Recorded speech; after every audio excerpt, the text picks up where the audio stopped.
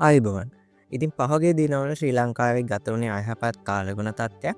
ඒ නිසාම ඇතැම් විටක දිස්ත්‍රික්ක 11කට අදාළ වන අයම් අනතුරු ඇඟවීම් පවා නිකුත් කෙරුණා. ඒ වගේම ජලාශය රැසක් ජල මට්ටම ඉහළ යාම නිසා වාහන දැමීමක් සිදු වුණා. ඉතින් මෙවැනි තත්ත්වයන් වල ඉදිරියේදී අපිට මොන වගේ අභියෝගවලට මුහුණ දෙන්න සිදු වෙයිද? ඒ වගේම ඇතිවිය හැකි සමාජ ආර්ථික ගැටලු මොනවද? වෙනත් රටවල් දැනටමත් ගෙන ඇති සාර්ථක ක්‍රියාමාර්ග මොනවද? ඒවගේම ශ්‍රී ලංකාව කෙතරම් දුරට අනාගතයට සූදානම්ද වගේ කාරණා රැසක් අද අපි මේ වීඩියෝ එකෙන් කතා කරනවා. ඒ නිසා රැඳිලා ඉන්න වීඩියෝ එකේ අවසානය ඇති. මුලින්ම අපි මේ බබල් chart එකට අවධානය යොමු කරමු. මේක එක් අක්ෂයෙන් පෙන්වුම් කරන්නේ 1980 සිට 2024 දක්වා වූ කාල සීමාව. ඒ වගේම y අක්ෂයෙන් පෙන්වුම් කරන්නේ එක් වර්ෂයට අදාළව සිදුණු ආපදාවන්ගේ සංඛ්‍යාව.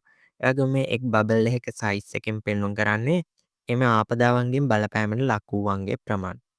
ඒ අනුව බලනකොට 2004 සුනාමි ව්‍යසනය සිදු වූ වර්ෂයෙන් පසු 2005 සිට 2025 දක්වා වූ කාල සීමාව තමයි මේ කහපාට ප්‍රදේශයෙන් දැක්වෙන්නේ.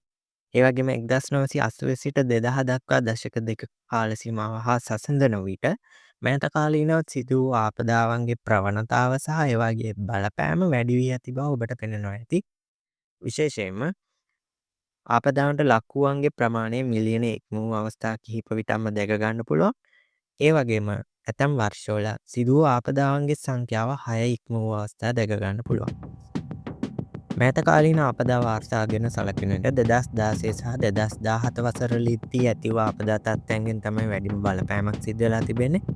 ඒ අනුව 2017 වසරේදී ඇති වුණ මෝරල් සිලිකොනාටත් සමග හටගත් ගම් වතුර සහ නායෑම් හේතුවෙන් පුද්ගලයන් 203 දෙනෙක් මිය ගොස් 6 ලක්ෂයකට අධික පිරිසක් පීඩාවට පත් වුණා. මේ 2016 වසර හා සංසන්දනය කරනකොට එය දෙගුණයකින් පමණ වැඩිවීමක්. 2016 දී රෝණු සිලිකුණාටයෙන් පීඩාවට පත් වූ ලක්ෂ 3කට අධික ජනතාවගෙන් 21000කට වැඩි පිරිසක් තම නිවෙස් වලින් අවතැන් වූ අතර ඒ බලපෑම් ලක් වූ ජනගහනයෙන් ආසන්න වශයෙන් 7.1. 2017 දී මෙම අර්බුදය තවත් උග්‍ර කරමින් බලපෑම් ලක් වූ 6,47,000කට ආසන්න ජනතාවගෙන් 73,000කට වැඩි පිරිසක් අවතැන් වුණා. මේ 11.4ක තරම් ඉහළ අනුපාතයක් බව පේනවා. ඒ වගේම තමයි සිදු වූ දේපල හානි සැලකීමේදී 2017 දී අර්ධ වශයෙන් හෝ සම්පූර්ණයෙන්ම හානි වූ බවට වාර්තා වූ නිවාස සංඛ්‍යා 2016 දී එම අගයට වඩා දෙගුණයක පමණ ආසන්න සංඛ්‍යාවක වැඩි වී තිබෙනවා. මෙවැනි ආපදා තත්ත්වයන්ගෙදී පුද්ගලයන්ගේ සෞඛ්‍ය අධ්‍යාපනය දේපල හානි සහ අවතැන්වීම යන ආදී සමාජයීය බලපෑම් වලට අමතරව රටක ආර්ථිකයට සිදුවන බලපෑමට සැලකිය යුතු තරම් විශාලයි. උදාහරණයක් විදිහට ශ්‍රී ලංකාව මෙලෙස නිරන්තරයෙන් ආපදාවලට ලක්වීම නිසා 1990 සිට 2018 දක්වා කාල සීමාව තුළ සලකන විට සිදු වූ ආපදා හානිවල මුළු වටිනාකම ඩොලර් බිලියන 7කට ආසන්නයි. ඒ වගේම එම කාල සීමාවේ ඇති වූ ගම් වතුර තත්ත්වයන් නිසා සිදුවුණු හානිවල වටිනාකම ඩොලර් බිලියන 2කට ආසන්න. ඉන් හරි අඩක්ම වාර්තා වන්නේ 2016 වසරේදී. මෙයින් පැහැදිලි වන්නේ තවදුරටත් දේශගුණික විපර්යාසවල බලපෑම් නොවැළැක්විය හැකි. ඒ නිසා ඒ සඳහා අනුවර්තනය වීම අත්‍යවශ්‍යයි. ශ්‍රී ලංකාව 2016 වසරේදී මේ සඳහා ජාතික සැලැස්මක් ඉදිරිපත් කරනවා. ඒ තුළ ආහාර සුරක්ෂිතතාව, ජල සම්පත්, සෞඛ්‍ය ආදී ක්ෂේත්‍ර ගණනාවකට අදාළව කරුණු අඩංගු වෙනවා.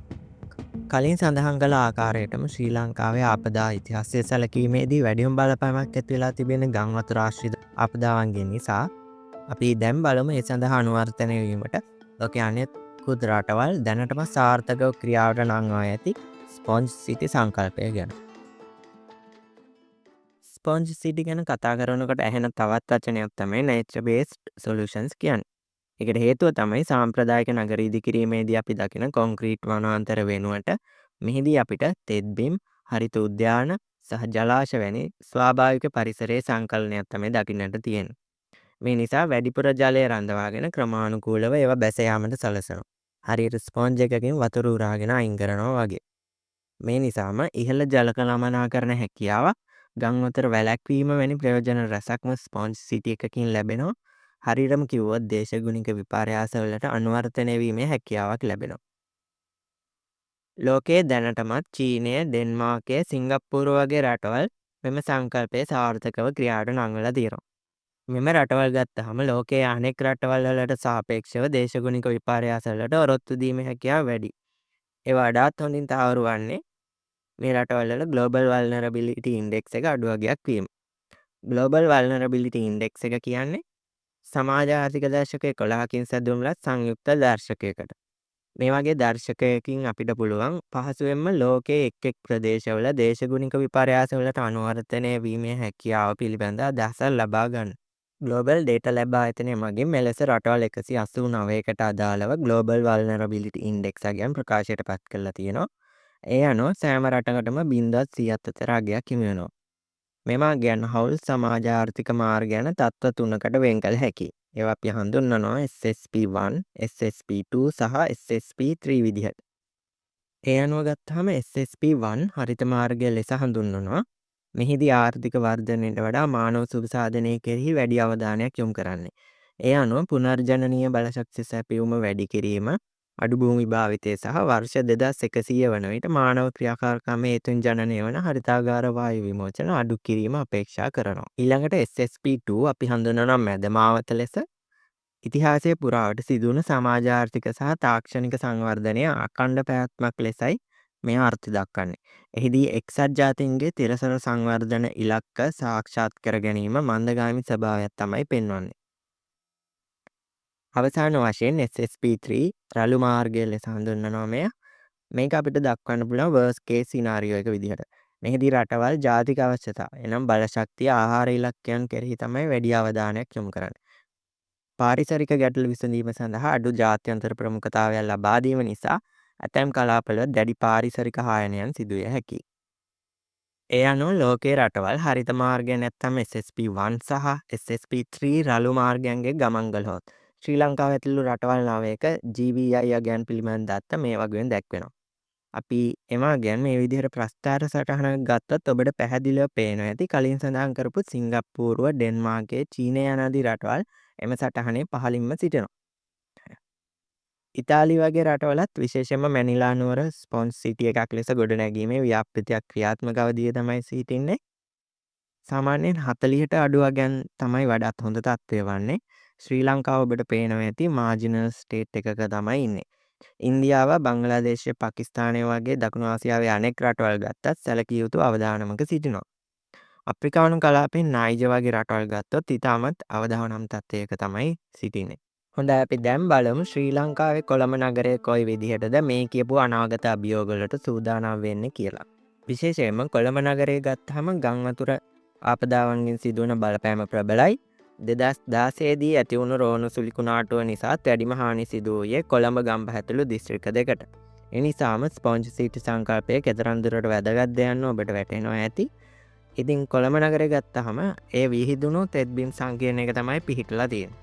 2012 දී සිදු කළ අධ්‍යයනයකින් හෙළිවෙනවා කොළඹ තෙත්බිම් සංකීර්ණය සතුව ඝන මීටර් මිලියන 7ක ජල ධාරිතාවක් පවතින බව. මෙය ඔලිම්පික් පිහිනුම් තටාක 27000කට සමානයි. ඒ අනුව ඔබට පැහැදිලි ඇති අපි මීට පෙර කතා කළ nature based solution එකක් විදිහට කොළඹ නගරයේ ගම් වතුර වළක්වා ගැනීමට මෙම තෙත්බිම් සංකීර්ණයේ තියෙන වැදගත්කම. ගම් වතුර වළක්වාලීමට අමතරව තවත් ප්‍රයෝජන රැසක් තිබෙනවා මෙහි. ඒ අතර ශාක විශේෂ 250ක් සහ සත්ත්ව විශේෂ 280කින් පමණ සමන්විත ඉහළ ජෛව විවිධත්වය කොළඹ නගරයේ 150ක් පමණ සිසිලන අවශ්‍යතාව සැපයීම වගේම සංචාරක කර්මාන්තයේ ඇති අවස්ථාත් ප්‍රධානයි. මේ නිසාම රජය මගින් මෙම තෙත්බිම් සංරක්ෂණය කර සංවර්ධනය කිරීම ආරම්භ කරනවා.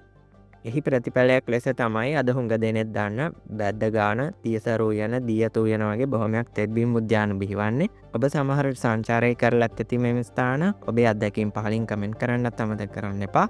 මෙහිදී ලබාගත් සුවිශේෂී ජයග්‍රහණයක් වන්නේ 2018 දී රැම්සා පදනම් මගින් කොළඹ නගරය ලෝ ප්‍රථම තෙත්බිම් නගරය ලෙස සහතික කිරීම.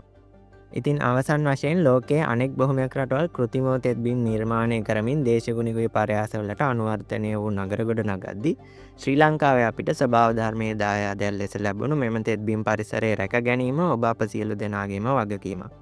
ඒ සඳහා අවශ්‍ය දැනුවත්භාවය තමයි මේ වීඩියෝ තුලින් අප සිදු කළේ. අපි Climate Motives channel එක පටන් ගත්තේ දේශගුණික විපර්යාස පිළිබඳව දැනුම සහ දැනුවත් බව ශ්‍රී ලාංකීය ප්‍රජාව තුළ වැඩි කිරීමට. ඔබත් අපේ මේ කමියුනිටි එකට එකතු වෙන්න කැමති නම් කරන්න තියෙන බොහොම පොඩි දෙයක්. channel එක subscribe කරන්න. ඒ වගේම වීඩියෝ එක like කරලා share කරන්න. එතකොට තව කෙනෙක් වෙත මේ දැනුම ගෙන යා හැකියි. මොකද අපි විශ්වාස කරන්නේ දැනුවත් භාවයෙන් පිරුණු සමාජයකින් තමයි ගැටලු වළක්වා ගත හැක්කේ.